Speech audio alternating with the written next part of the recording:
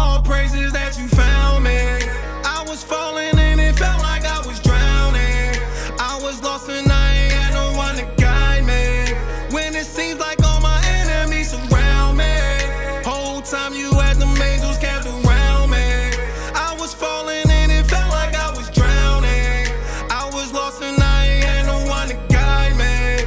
When it Call top Allah, fly how about Shemi Shah. That's all praise to the Most High God of Israel. True name is Yahweh, and the name of Yahweh Shah, who the world ignorantly calls Jesus Christ. It's your brother Shirak. It's your brother Yashiyawa. Where we coming out to give you another edifying video. Today we're going to talk about the Apocrypha. What is the Apocrypha? Why is the Apocrypha no longer in the Bible? Right. That you see today, the King James Version, in the Christian Bible, because you'll find the Apocrypha in the Catholic Bibles, right?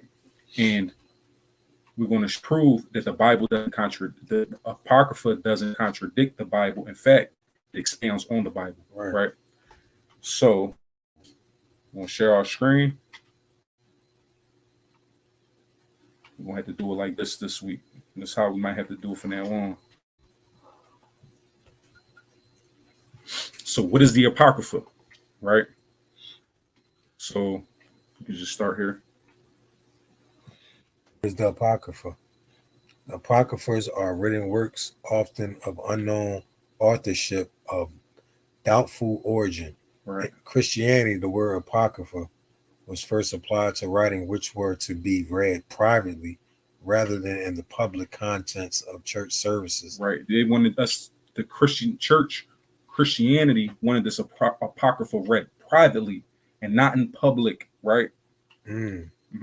Edifying Christians' works which were not considered canonical scriptures.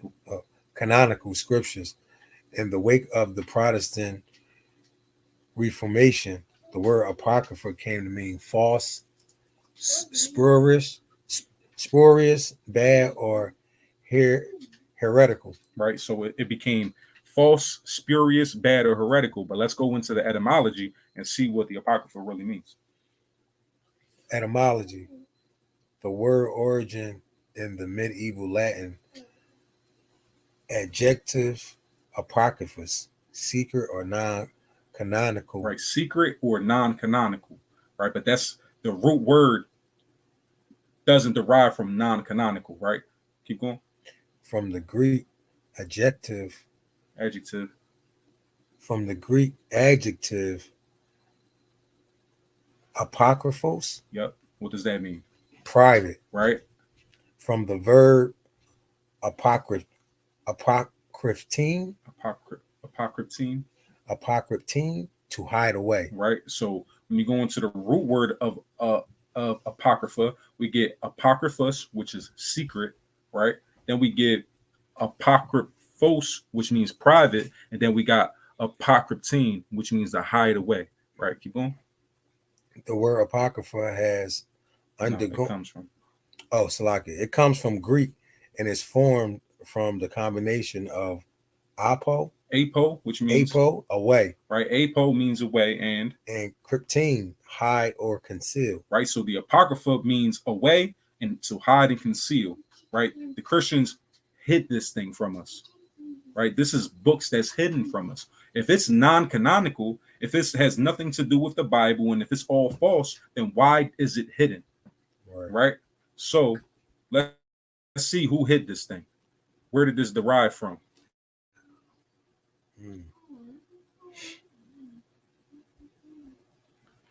Right? This here is Martin Luther.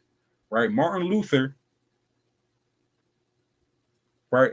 Let's just read this from the top. The Reformation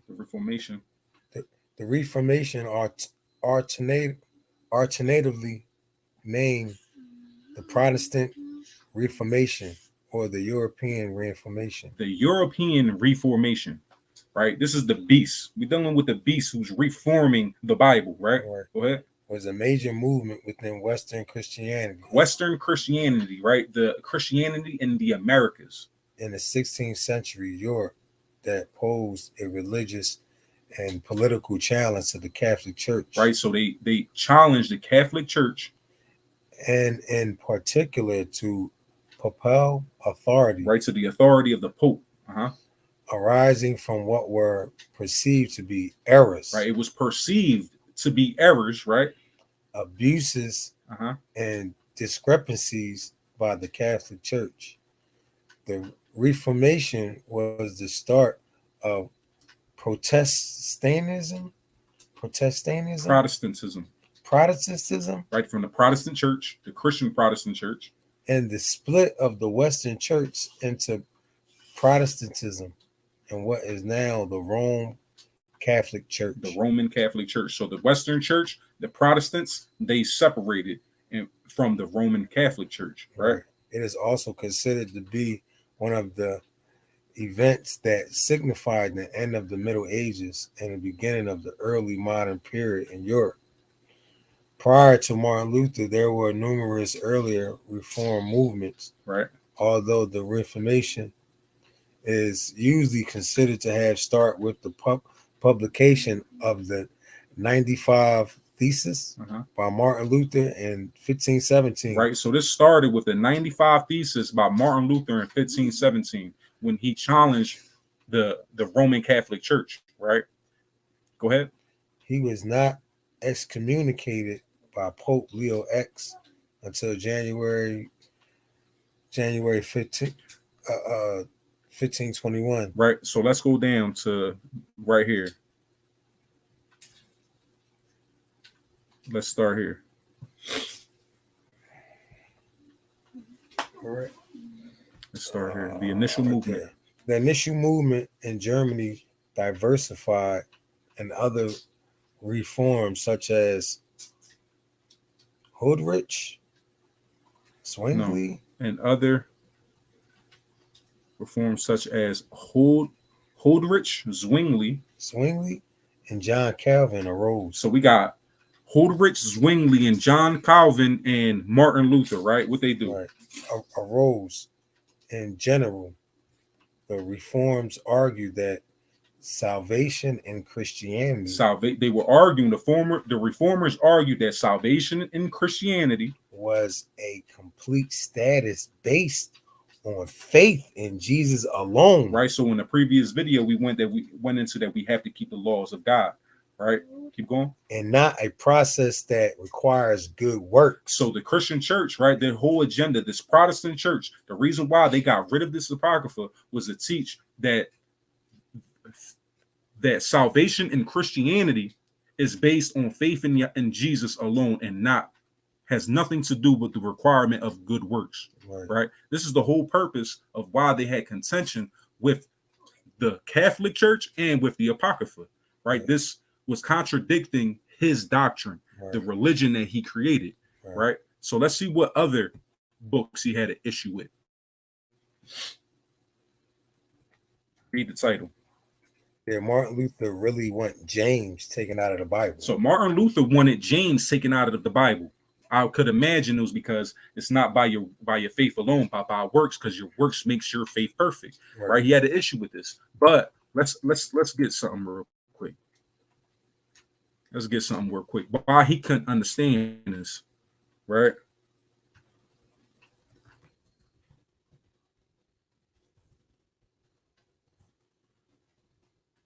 Why he had contention, why he had to challenge the Bible, right? Read Psalms 147 and 19. The Psalms 147 and 19.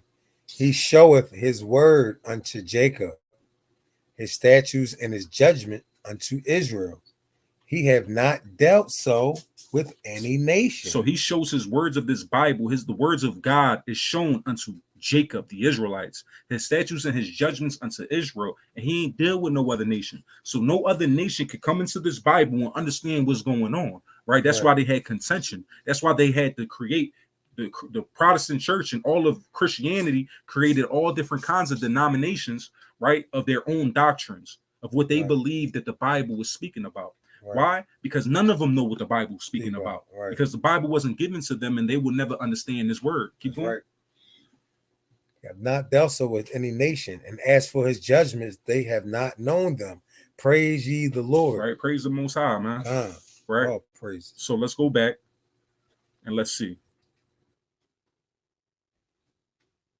You could Start here. Martin Luther, the celebrated catalyst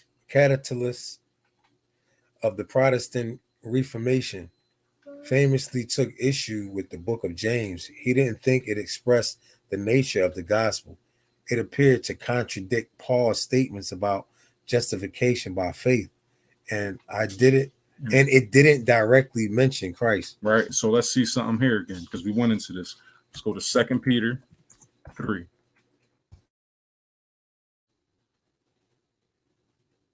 And let's read 16. Because he opposed the book of James because he felt as though it contradicted the epistles of Paul. But let's read 2 Peter 3:16. It's 2 Peter 3:16. As also in all these epistles, speaking in them of these things, in which are some things hard to be understood. Right. Some things is hard to be understood, especially by another nation that the Most High ain't never show his word to, right? Right. Which they that are unlearned and unstable rest. Right. Like they wrestle, right? They're unlearned and they unstable. They wrestle with his words because Martin Luther is a damn Edomite. He's not an Israelite, right? As they do also the other scriptures unto their own destruction. Right. So this is what we see going on here. And our people follow after this person, right? This is where this Christian doctrine comes from, right? This is where it was grown from. So our people are stuck in this doctrine, not understanding that there's books that's hidden from us, right? There's books that's in secret that they took from us so that we won't keep the law, statutes, and commandments like how we went into before, so that we can remain in sin and they can remain above us, right? It doesn't matter to them. What matters is that they stay in rulership. Keep going. Therefore, St. James' epistle was really an epistle of straw compared to these others, for it has nothing of the nature of the gospel about it.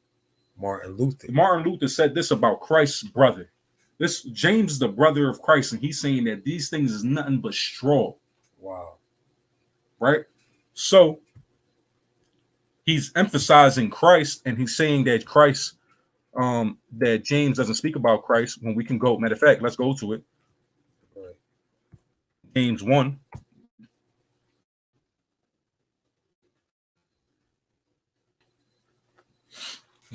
James 1:1. James, a servant of God and of the Lord Jesus Christ. Oh man, but James doesn't expound on Christ though, but it says that he's a servant of Christ, right? So I start off like, to the 12 tribes which are scattered abroad, greetings. Right. This is why he got a problem with that. Right. For one, he don't want to keep the law. He don't want us keeping the law. Right. And he don't want somebody that's going strictly to the 12 tribes that scattered abroad. Right. He don't want that person teaching us. Right. So when we see here, it says took issue with the book of James. He didn't think it expressed the nature of the gospel, contradicted Paul's statements about justification of faith, and it didn't directly mention Christ. But he must have not read the book of Paul, right? So now let's see what Christ did. Let's go to John. Go to John 10. 22. Right? Because we have to qualify this apocrypha. We have to understand that this apocrypha is a part of the records. It's a part of the history, and it's a part of the understanding of the whole narrative of the Bible. Right? Let's go to John 10 and 22. It's John 10 and 22. And it was at Jerusalem, the feast of the dedication, and it was winter. Right? It was at Jerusalem, and the feast of dedication, it was winter, right? And what happened? And Jesus walked in the temple in Solomon's porch. Right. So Jesus walked into the temple at the feast of dedication, right? Keep going. Then came the Jews round about him and said unto him, how long dost thou make us to doubt? If thou be the Christ, tell us plainly. Right. So we got Christ celebrating the feast of dedication with the other Jews at the temple in Solomon's porch. Right. Where do you find the feast of dedication? Right. Let's look it up. Feast of, matter of fact, dedication. Let's just see if it's anywhere besides here.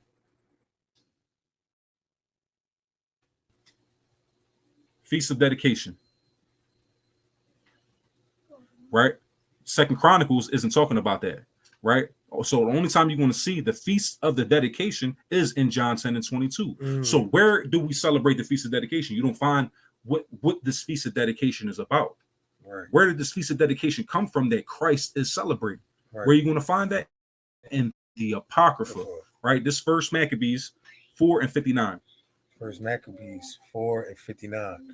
Moreover, Judas and his brethren, which the whole congregation of Israel ordained, that the days of the dedication of the altar should be kept in their season from year to year by the space of 8 days from the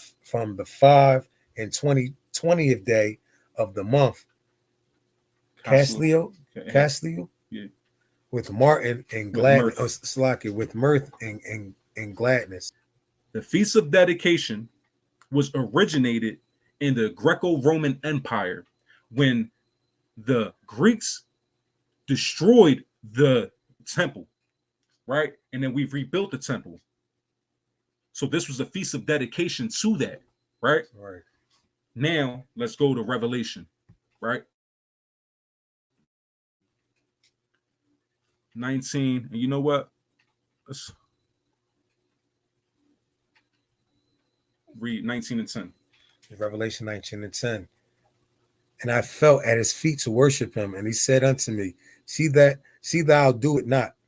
I am thy fellow servant and thy brethren, and of thy brethren that have the testimony of Jesus. Worship God, for the testimony of Jesus is the spirit of prophecy. The testimony of Jesus is the spirit of prophecy. Let's see where we got a testimony of Jesus at in a prophecy, right? Let's go to where is it? Right here, 7 and 28. What we show? The second Esdras 7 and 28. Come. For my son Jesus shall be revealed with those that be with him, and they that remain shall rejoice within 400 years. Right. After these years shall my son Christ die, and all men that have life. Right. So we got Ezra, right? We got Ezra dealing with the Babylon. Ezra was in the Persian captivity, right? And he prophesied Jesus, the Messiah, Yahushua, right? So as we said in Revelation 19 and 10, the testimony of Yahushua is the spirit of prophecy, right? And we see the spirit of prophecy in the Apocrypha in Second Esdras, because when you read about Ezra in the Bible, all you're reading about is the history of Ezra, right? When the only place that you're going to find the prophecy of Ezra is in the Apocrypha, and that's in First and Second Esdras, right? So now let's go to Matthew 23 and 37, but we can show. It's Matthew 23 and 37. O Jerusalem, Jerusalem, thou that killest the prophets and stonest them which are sent unto thee, how often would I have gathered thy children together, even as the hen gather her chickens under her wing, and ye would not. Right. So we see Jesus Christ speaking these words, right? So when we see two prophets saying the same thing, either the prophecy was given to each of these prophets and they both prophesied the same thing, or we have someone quoting something that was already written in the Bible, right? So in Matthew 23 and 37, we see Christ quoting a scripture. Guess where? In the Apocrypha. Let's go to Second Esdras 1 and 30. Second Esdras 1 and 30. I gather you together as a hen gather her chickens under her wings. But now, what shall I do unto you? I will cast you out from my face. Right. So let's read this in Matthew again. O Jerusalem, Jerusalem, thou that killest the prophets and stonest them which are sent unto thee, how often would I have gathered thy children together, even as a hen gathers her chickens under her wing, and you would not. So we see Christ quoting a scripture that came out of the Apocrypha. Right. Now let's go to Mark 4. Let's see if this is happening over and over again. Mark 4 and 3, right? And we got red letters. Mark 4 and 3. And read the 6. Hearken, behold, there went out a sower to sow. And it came to pass, as he sowed, some fell by the wayside, and the fowls of the air came and devoured it up. Right. So a sower was planting seeds, right? And as he was on the wayside, a bird came and took those seeds, right? And some fell on stony ground. So some of the seeds that he was throwing around fell on stony ground, where it had not much earth, and immediately it sprang up, because it had no depth of the earth. Right.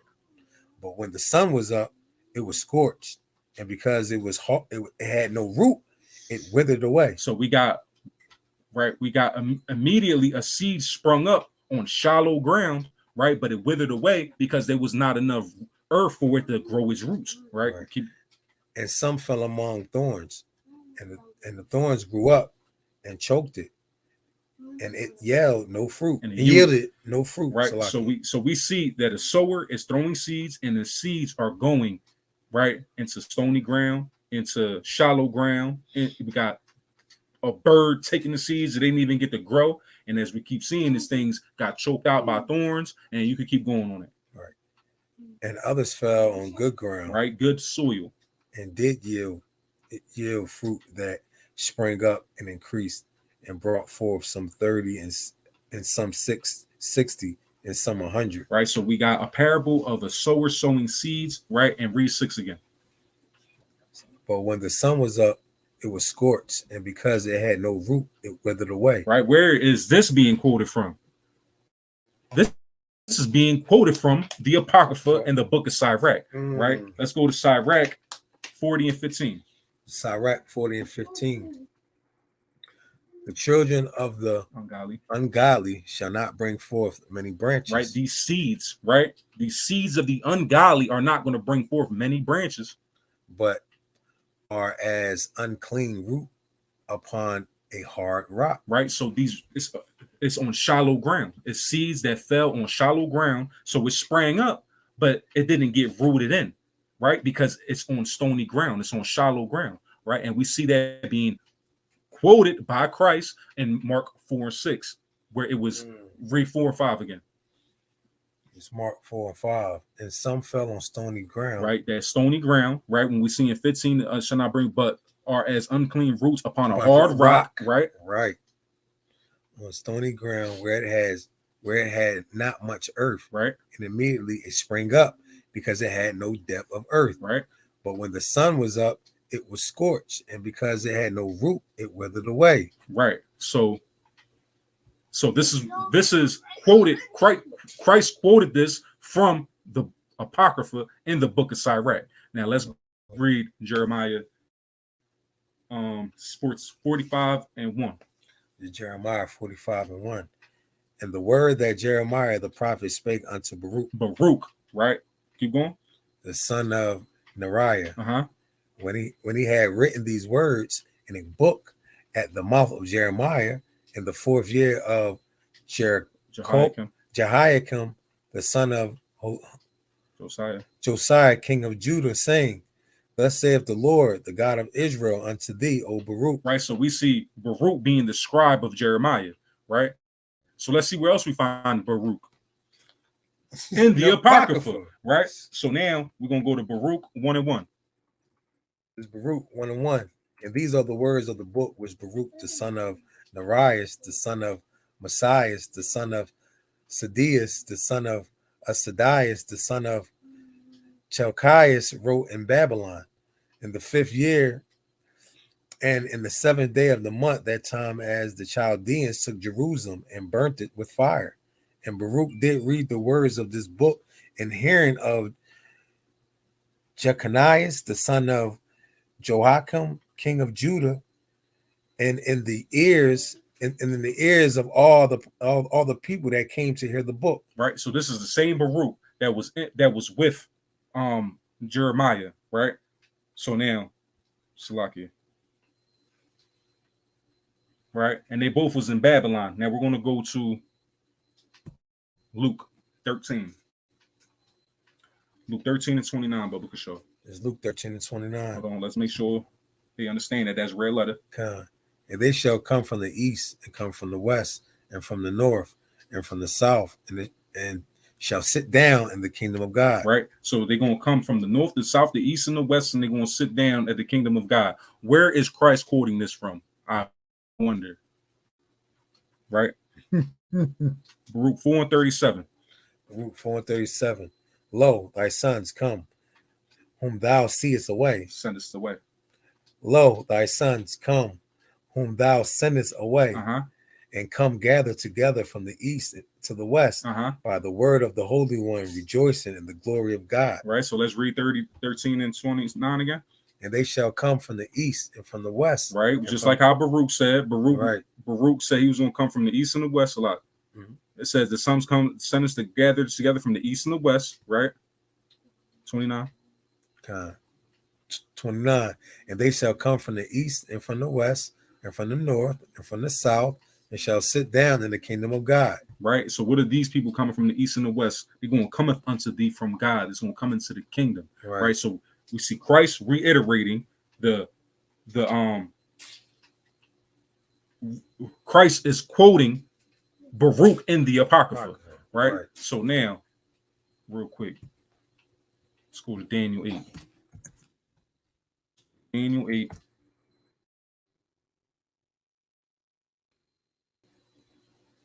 And 20.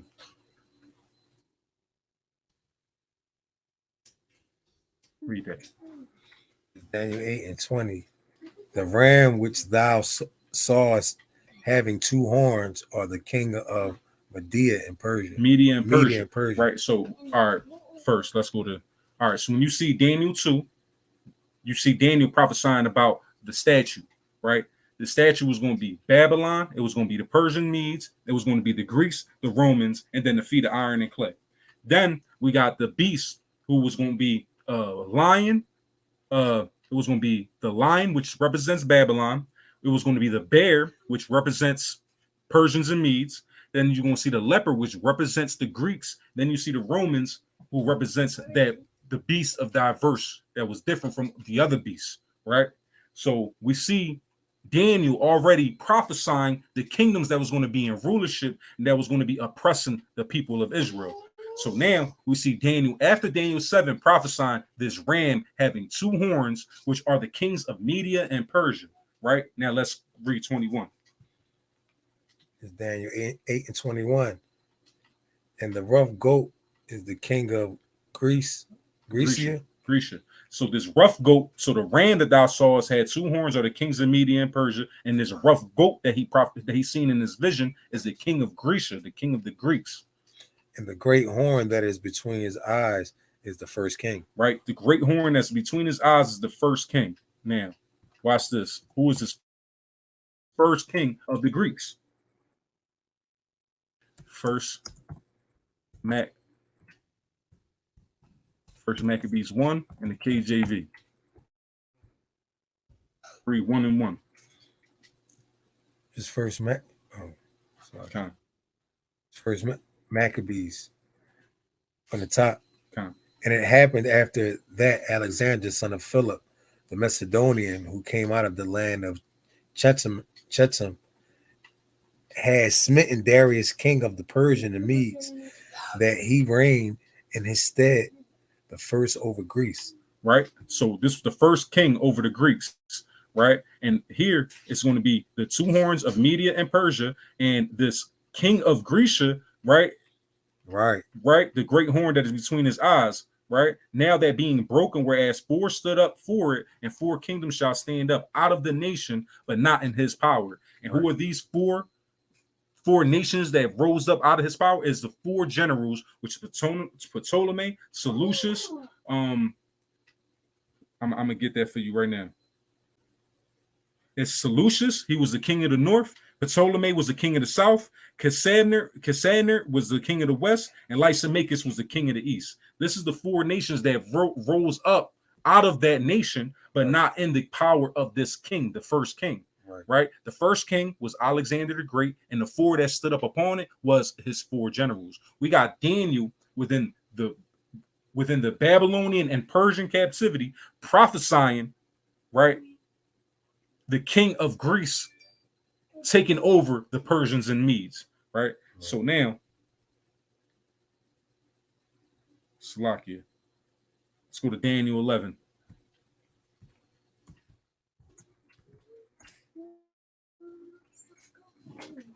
So not only does this coincide together, the Apocrypha coincides with the prophecies of the Bible, the history, and archaeology, right?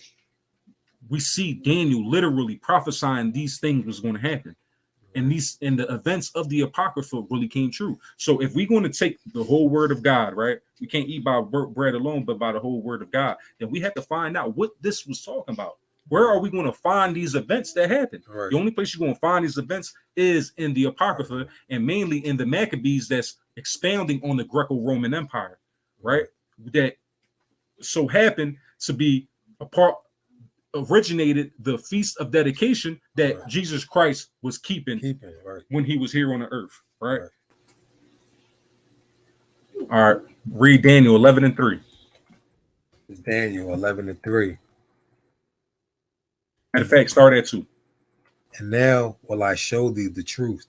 Behold, there shall stand up yet 3 kings in Persia, and the 4th shall be far richer than they all. Right. Then the 3 kings was Cambyses, Smyrdes, and Darius the Great, right? And by his strength, through his riches, he shall stir up all against the realm of Grecia. And the mighty king shall stand up, that shall rule with great dominion and do according to his will. Right. So this king is going to be the same horn that we seen on this in Daniel 8, right? So let's go back to Daniel 8 and 5 so we can prove that this is the great king.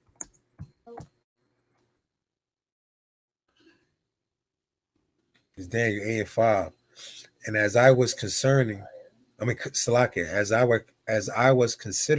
behold, and he goat came from the west on the face of the whole earth and touched not the ground, and the goat had a notable horn between his eyes. Right, this notable horn is Alexander the Great. Go ahead. And he came to the ram that had 2 horns, right, which I had seen standing before the river. Right, these 2 horns is Persians and Medes. And ran unto him in the fury of his power. And I saw him come close unto the ram, and he was moved with choler against him, and smote the ram, and brake his 2 horns. And there was no power in the ram to stand before him, but he cast him down to the ground and trampled upon him. And there was none that could deliver the ram out of his hand. Right. This is as we read in First Maccabees 1:1. This is Alexander the Great smiting Darius, the king of the Persians and Medes, and reigning in his stead, the first over Greece, the first king, right? As we also seen in Daniel 8. So now we see prophecy unfold, and we see Daniel prophesying the Alexander the Great. And you can look up these people. You can look up his 4 generals. You can look up Alexander the Great. There's these people, right, going to show you the authenticity of this historical facts.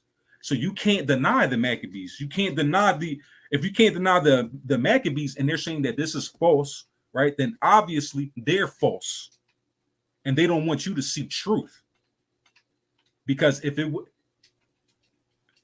we see coinciding in the Bible, right, throughout the whole Bible, that we have to keep the law, keeping the law is going to bring us into the kingdom, right? This is how you repent, by keeping the law. But then we see the Protestant church taking the Apocrypha out in order to combat the fact that all we need is faith and no works, right? Then it's not the false in the word. It's not the word that's false, right? Because we got the 1611 edition of the King James.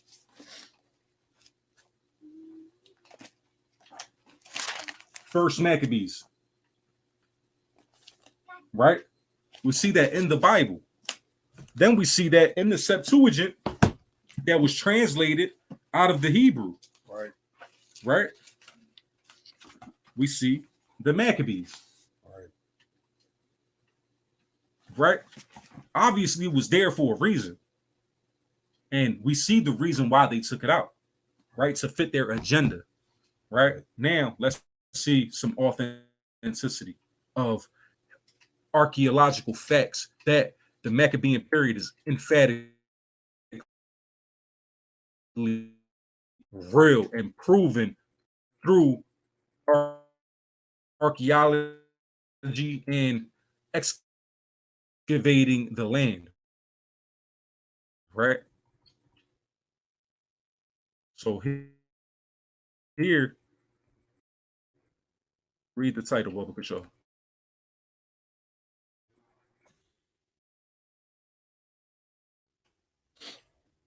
2,200 years old coin. Horror gives hard proof of Book of Maccabees, saying archaeologists. Says archaeologists. This was, if you read this was December 13th of 2022. This is very recent. Right. This information, right? Right. So let's go down. Archaeologists have uncovered the cache of a catch or two. Right. So they found coins at the Dead Sea, right? Which they say is the first physical proof that Jews fled to the Judean desert during the upheaval and persecution. During the upheaval and persecution under the Hanukkah villain Antiochus the Fourth Epiphanes. Right, keep going. As told in First Maccabees 2:29. Right to the Jordan, right? Right. The Dead Sea, my bad. In the period exhorted to leave everything and flee to this injustice went to of Sabbath. Right, they was keeping the Sabbath. It was the Sabbath. They didn't want to fight. Let's go to first. Okay, we gotta deal with this.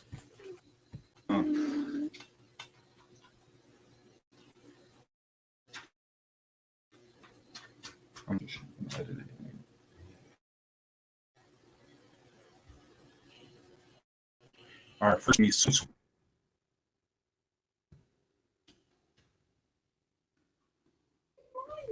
right. Probably start at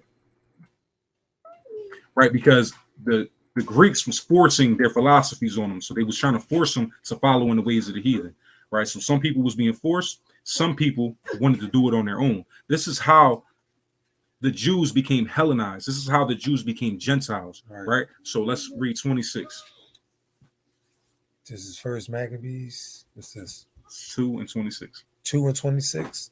Thus dealt he zealously for the law of God, like as Phoenice did unto Zabri, the son of Salem. And Mattathias cried throughout the city with a loud voice, saying, whosoever is zealous of the law and maintaineth the covenant, let him follow me. Right. They wanted to get out away from these heathen followers, away from this oppression, right? Right. So he and his sons fled into the mountains and left all that ever they had in the city. Right. They got out of there. They went over to the right. Then many that sought after justice and judgment went down into the wilderness to dwell there. Right. Both they and their children and their wives and their cattle, because affliction increased so upon them. Right. The Greeks was tormenting these people. Right.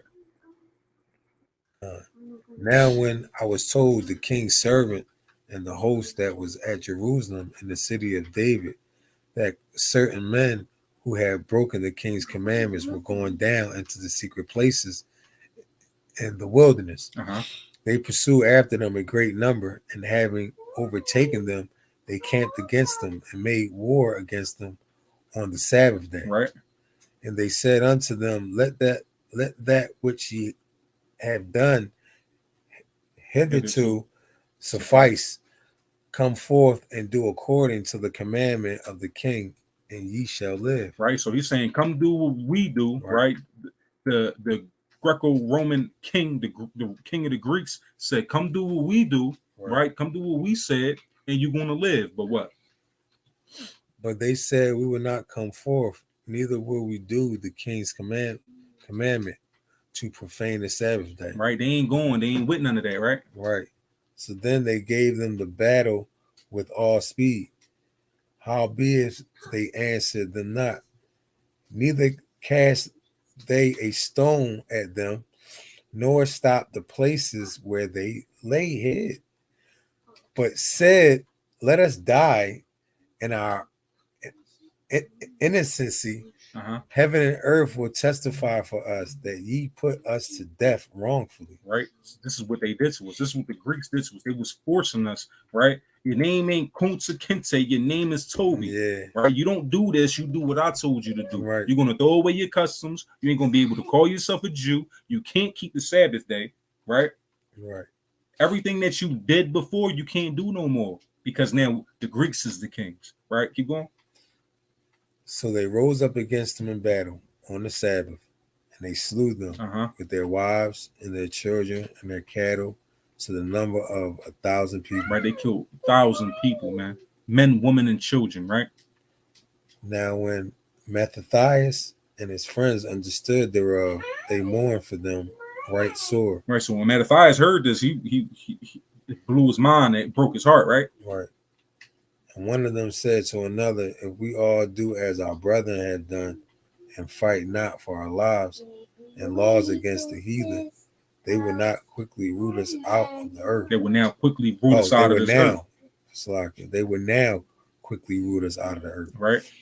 And that time, therefore, they decreed, saying, whosoever shall come to make battle with us on the Sabbath day, we will fight against them. Right. So now they're going to fight on the Sabbath day because they allowed to get put to death. It was like, listen, I'd rather you put me to death in my innocence, right, than for me to go and break the Sabbath and do as the heathen do. Right. Right. But now they like, look, if we don't fight back, I mean, they just going to uproot us. They're going to get us out of here every Sabbath day. Right. If they know we're not going to fight back, right? Keep going. Right.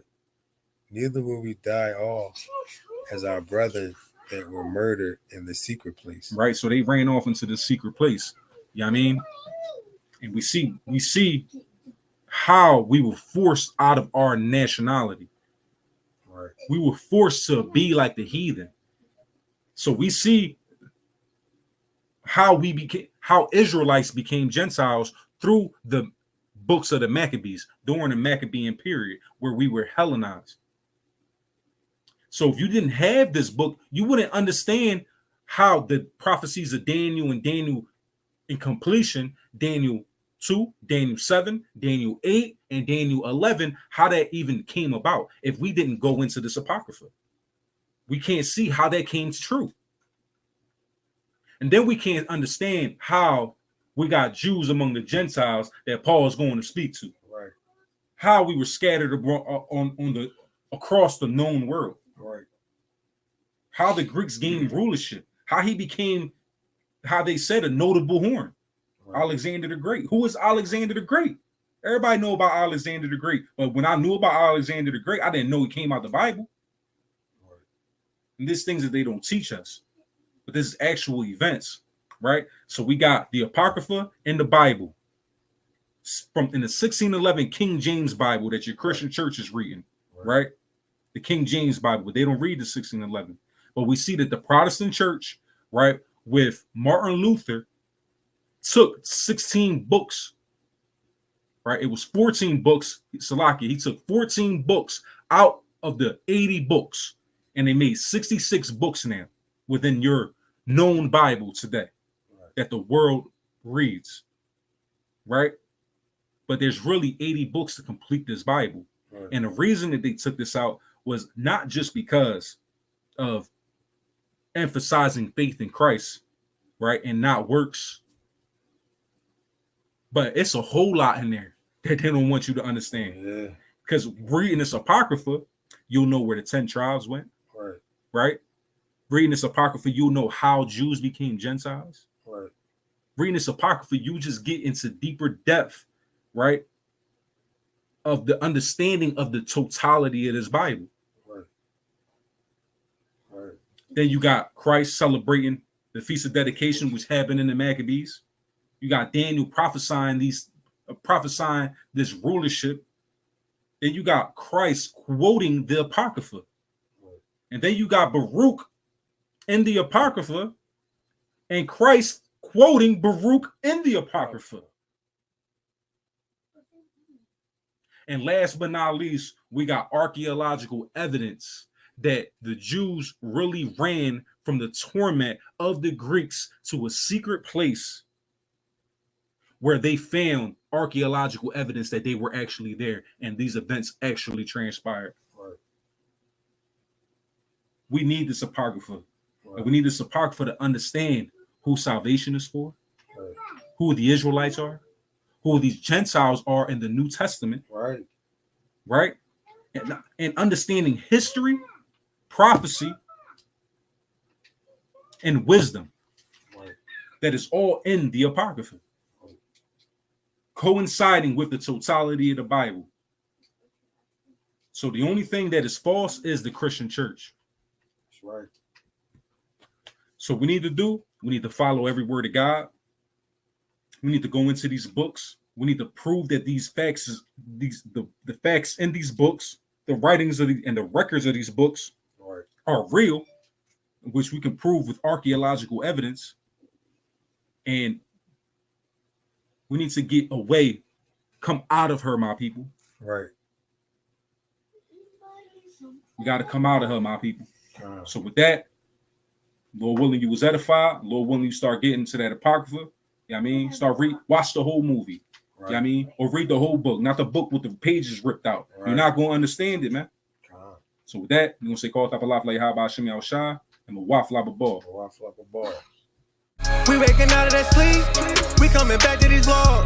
We waking up to the truth, watching America fall. All of that rape, robbery, murder, thought you gon' get away, no. I say you're pussy into what you did to us, we about to do it to y'all. I don't give a fuck about likes, I don't give a fuck about views. You care less about your feelings, cause this world be running it soon. Either be hating because they're not us, shit, such to be you.